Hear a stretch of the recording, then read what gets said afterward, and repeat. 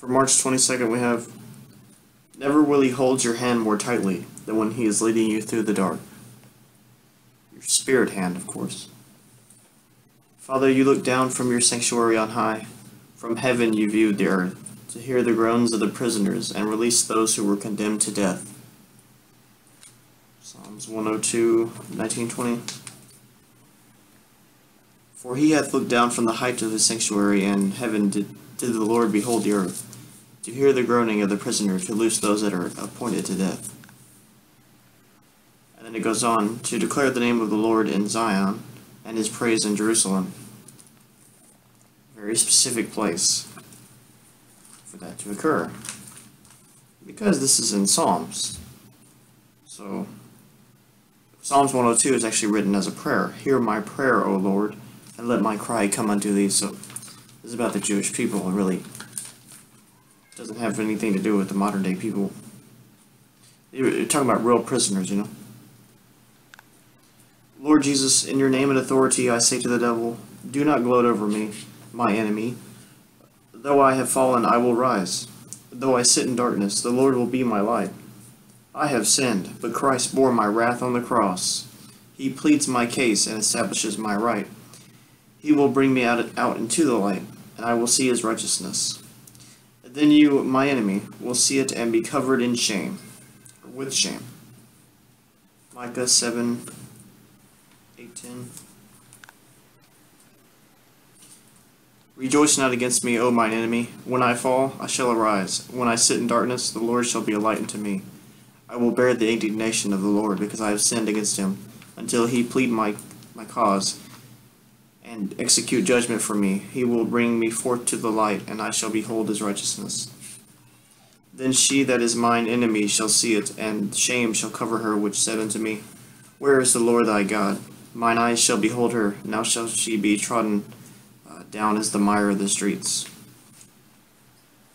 Okay, so once again he's talking about actual enemies from the time period that Micah is writing, or whoever wrote under the name of Micah.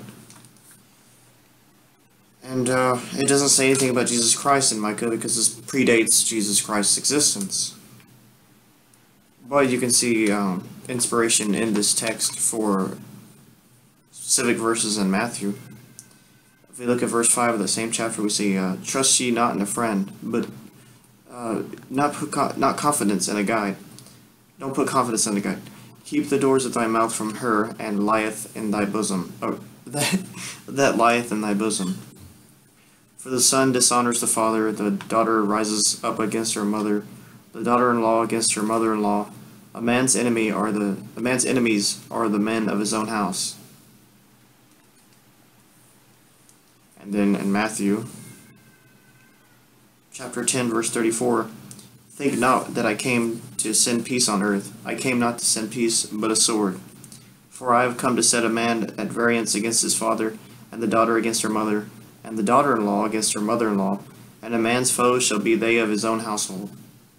He that loveth father or mother more than me is not worthy of me, and he that loveth son or daughter more than me is not worthy of me.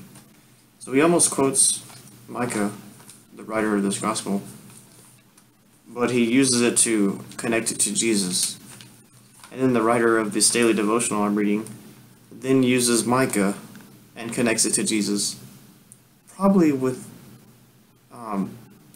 already knowing that there's a connection between Matthew and Micah, because it's obvious the writer of Matthew was inspired by Micah.